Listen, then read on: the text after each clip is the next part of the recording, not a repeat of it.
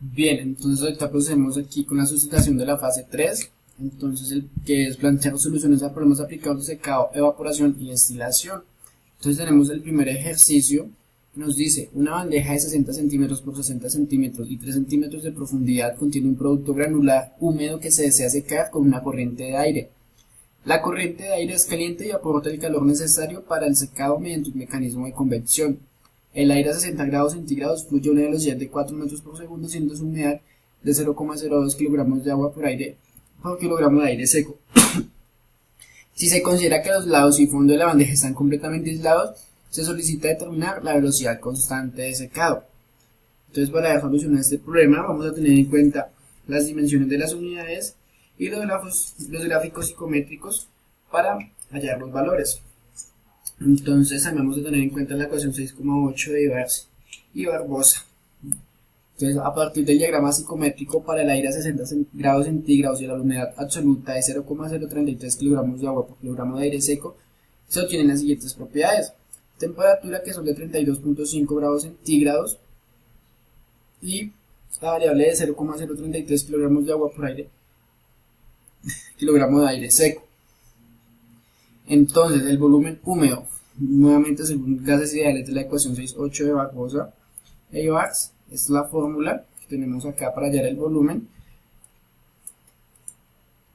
y procedemos a reemplazar, obteniendo así un volumen de 1,0045 metros cúbicos por kilogramo de aire seco. Igualmente, para la densidad del aire húmedo utilizamos la ecuación 6,9 de Ibars y Barbosa. Tenemos la fórmula de la densidad, teniendo en cuenta que es masa sobre volumen. Procedemos a reemplazar y obtenemos una densidad de 1,015 kilogramos de agua por metro cúbico.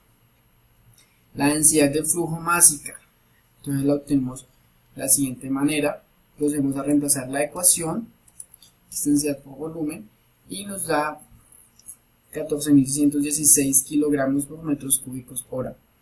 Entonces, el coeficiente de transmisión de calor por convección también lo vamos a realizar mediante la ecuación 1820 de Ibars y Barbosa. Entonces procedemos, reemplazamos la ecuación y obtenemos un resultado de 43,8 sobre metros cúbicos por grado centígrado. Entonces acá está la tabla, que es donde obtuvimos los valores del agua saturada y las tablas de temperatura. Entonces, para ello obtuvimos una temperatura de 32,5 grados centígrados y el calor latente es de 2423,85 kilojulios kilogramos. Entonces, para hallar la velocidad de secado, optamos por la ecuación 1817 según Ibars y Barbosa, que es la ecuación para obtener la velocidad de secado. Acá tenemos el gráfico psicométrico y reemplazamos la fórmula.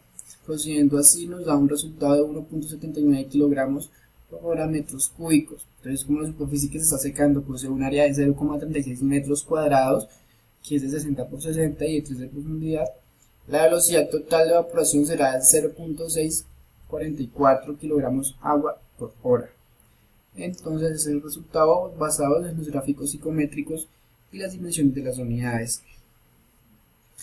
Ahora, el ejercicio 2 nos dice: un evaporador de doble efecto que opera en corriente directa se utiliza para concentrar un zumo clarificado de fruta desde 15 grados Brix hasta 72 grados Brix. El vapor de caldera del que se dispone es saturado a 2,32 atmósferas, existiendo en la cámara de evaporación del segundo efecto un vacío de 460 milímetros de mercurio. El zumo diluido es alimentado al sistema de evaporación a una temperatura de 50 grados centígrados, a razón de 3.480 kilogramos por hora. Si los coeficientes globales de transmisión de calor para el primer y segundo efectos son de 1,625 y 1,280 metros cuadrados por grados centígrados respectivamente, se le solicita determinar el caudal de vapor de caldera y economía del sistema, la superficie de calefacción de cada efecto y las temperaturas y presiones en las cámaras de condensación y evaporación de cada efecto. Entonces, tenemos en cuenta que el incremento bioscópico puede calcularse según la expresión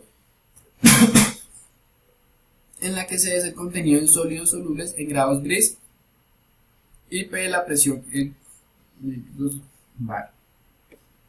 Entonces, lo que vamos a proceder es pasar a atmósferas el valor de presión de vapor de la caldera saturado. Entonces, teniendo en cuenta que una atmósfera es igual a 10.1325 centímetros cúbicos, procedemos a que el total de atmósferas que tenemos es 2.32 atmósferas, reemplazando la ecuación y haciendo la conversión.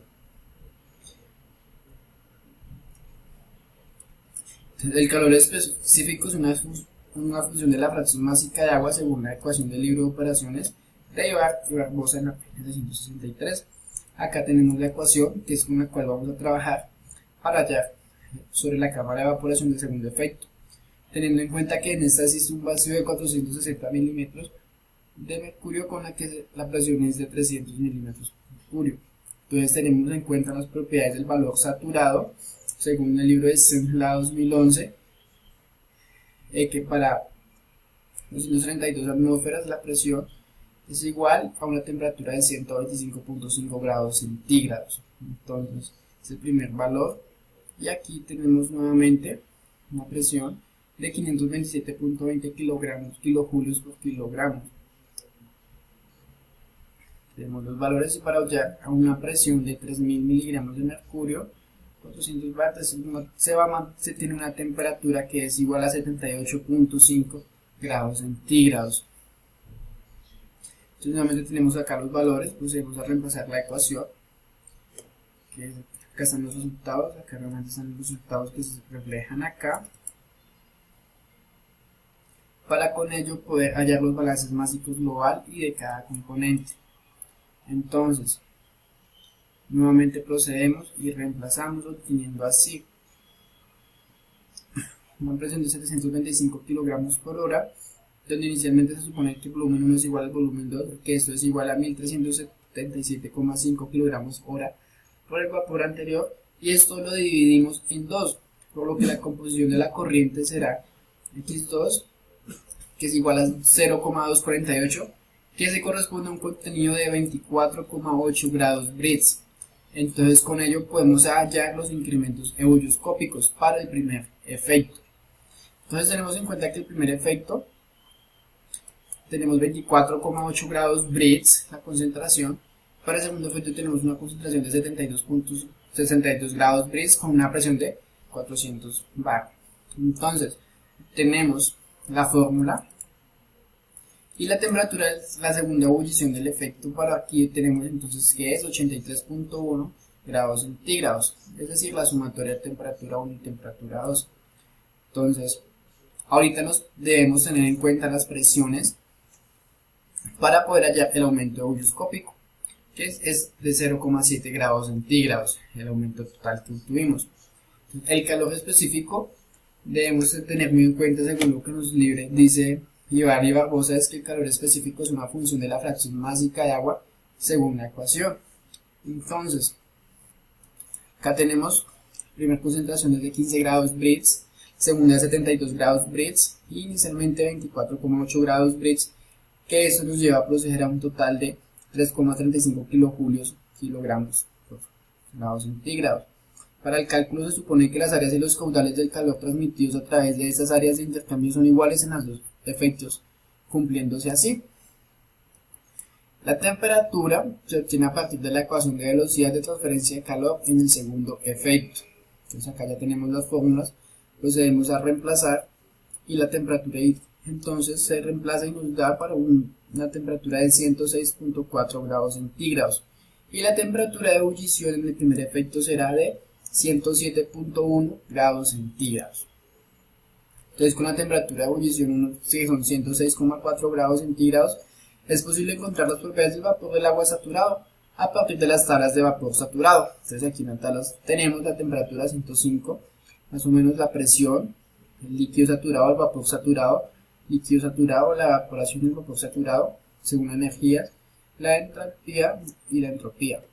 Entonces tenemos que es de 106,4, es una presión de 1261 bar. Entonces nuevamente procedemos a reemplazar los valores, y donde se recalcula el incremento ebullioscópico con el primer efecto con la presión de 1261 bar, y se obtiene una pequeña variación en las centésimas de grado, por lo que se toma el mismo incremento ebullioscópico obtenido anteriormente.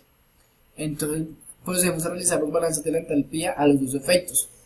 Entonces el balance de la entalpía para el primer efecto nos da esto, que es la fórmula, y para el segundo efecto tenemos esta fórmula, y ahorita con las ecuaciones de los balances vamos a proceder a reemplazar. Entonces, teniendo en cuenta con estos valores, se calcula el contenido en los sólidos solubles de la corriente y se obtiene 24,6 grados Brix, el valor que permite calcular el calor específico y el incremento bulioscópico. Entonces, para eso el calor específico nos da 3,36 kilojulios kilogramos por grados centígrados y a una temperatura de 0,7 grados centígrados. Es la diferencia.